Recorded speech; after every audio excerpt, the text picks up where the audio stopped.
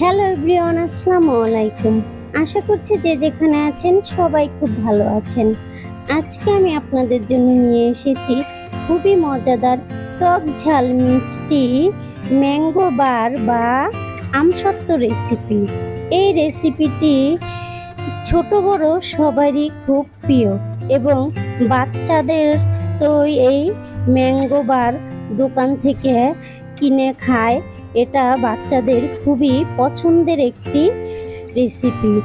এই রেসিপিটি যদি বাচ্চাদের ঘরে তৈরি করা দেওয়া যায় তাহলে সারা বছর সংরক্ষণ করে খেতে পারবে।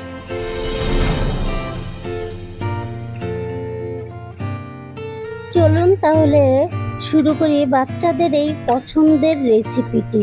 আমি এখানে কিছু কাঁচা আম নিয়ে নিয়েছি। এই আমগুলো আমি প্রথমে একটি পাতিলে পানি দিয়ে চুলায় বসিয়ে এখন আমগুলোকে দিয়ে দিচ্ছি।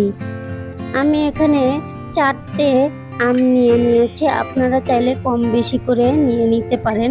একটি ঢাকনা দিয়ে চুলায় বসিয়ে দিচ্ছি, সিদ্ধ হওয়া পর্যন্ত অপেক্ষা করব। দেখুন আমার আমগুলো সিদ্ধ হয়ে গেছে। এখন আমি চুলা থেকে আমগুলো নামিয়ে আমগুলোকে ছুলে নিচ্ছি বা খোসা ছাড়িয়ে নিচ্ছি। খোসা ছাড়ানো হয়ে গেলে তারপরে আমি একটি ছাঁকনির সাহায্যে আমগুলোকে ছেঁকে নিচ্ছি। আপনারা চাইলে হাতের সাহায্যেও ছেনে নিতে পারেন। ছাঁকনির সাহায্যে ছেনে বা চেলে নিলে আমের যে আঁশটা থাকে সে আঁশটা থাকবে না, শুধু আমটাই পড়বে। দেখুন আমি সবগুলো আম ছাঁকনির সাহায্যে ছেঁকে নিয়েছি এবং ছেনে নিয়েছি। আমগুলো আমি ছেঁকে ভালো করে দেখুন একটুও আঁশ নেই। তারপরে চুলায় একটি কড়াই বসিয়ে সেখানে আমগুলো আমি দিয়ে দিচ্ছি। এখানে কোনো প্রকার তেল ছাড়াই আমি আমসত্ত্ব বানাবো। তারপর আমি এখানে দিয়ে দেব চিনি স্বাদ মতো। আপনাদের পছন্দ মতো আপনারা চিনি দিয়ে নেবেন। তারপরে ভালো করে নেড়ে চেড়ে চিনিটা মিশিয়ে নিচ্ছি। তারপরে এখানে দিয়ে দিচ্ছি আমি লবণ স্বাদ মতো। যার যেরকম পছন্দ সেরকম দিতে পারেন। আবার আমি আমটাকে ভালো করে কিছুক্ষণ নেড়ে চেড়ে মিশিয়ে নিচ্ছি। মেশানো হয়ে গেলে কিছুক্ষণ পর আমি আবার নেড়ে চেড়ে দিচ্ছি। এরপর আমি দেখুন একটি ঢাকনা দিয়ে ঢেকে তারপরে নাড়ছি, কারণ এই আমসত্ত্ব বানাতে গেলে বা যে তাল আছে আমাদের গ্রামে, তালের যে পিঠা বানাই আমরা, তালটা জাল দিলে এরকম ছিটে, আর এই আমও জাল দিলে এরকম ছিটে। তাই সামনে ছেনি বা এই ঢাকনা দিয়ে নিতে পারেন, না হলে গায়ে লাগলে ঠোসা পড়ে যেতে পারে। এরপর আমি দিয়ে দিচ্ছি বিট লবণ সামান্য, তারপরে শুকনো মরিচ ভেজে গুঁড়া করে রেখেছিলাম সেগুলো দিয়ে দিচ্ছি 1 চামচ। এরপর দিয়ে দিচ্ছি পাঁচফোড়ন। পাঁচফোড়নটা আপনাদের পছন্দ, দিতেও পারেন আবার নাও দিতে পারেন। আমি দিচ্ছি যেন আমসত্ত্বটার ফ্লেভারটা ভালো আসে। তারপরে আমি এখন নেড়ে চেড়ে মিশিয়ে নেব। দেখুন আমার আমসত্ত্বটা প্রায় হয়ে এসেছে। দেখুন এরকম যখন আমসত্ত্বটা জাল দিতে দিতে কালারটাও চেঞ্জ হয়েছে এবং খুন্তি দিয়ে বা চামচ দিয়ে যখন উঠাবেন দেখবেন থেমে থেমে পড়বে।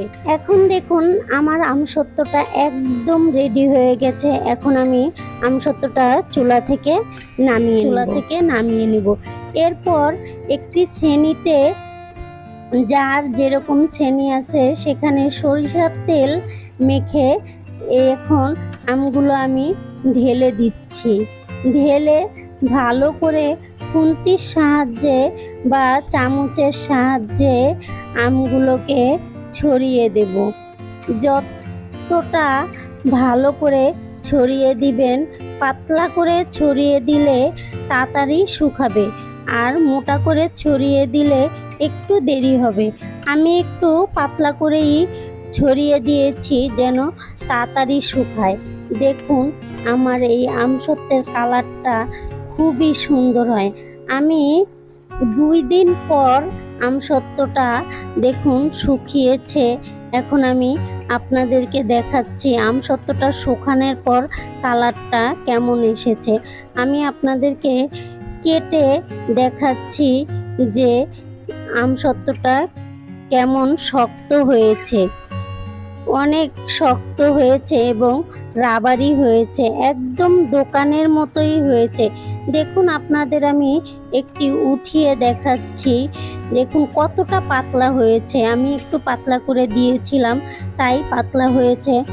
আপনারা চাইলে মোটা করেও দিতে পারেন। দেখুন আমার হাতের এপাশ ওপাশ দেখা যাচ্ছে যে কতটা পাতলা হয়েছে।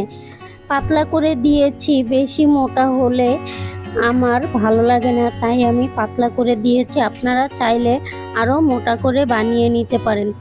দেখুন আমসত্ত্বগুলো দেখতে কতটা সুন্দর হয়েছে আর কালারটাও চমৎকার এসেছে। কাঁচা আমের এই আমসত্ত্বটা খেতে যেমন মজাদার, দেখতেও তেমন সুন্দর। টক ঝাল মিষ্টি দিয়ে এই আমসত্ত্বটা বাসায় অবশ্যই আপনারা ট্রাই করবেন।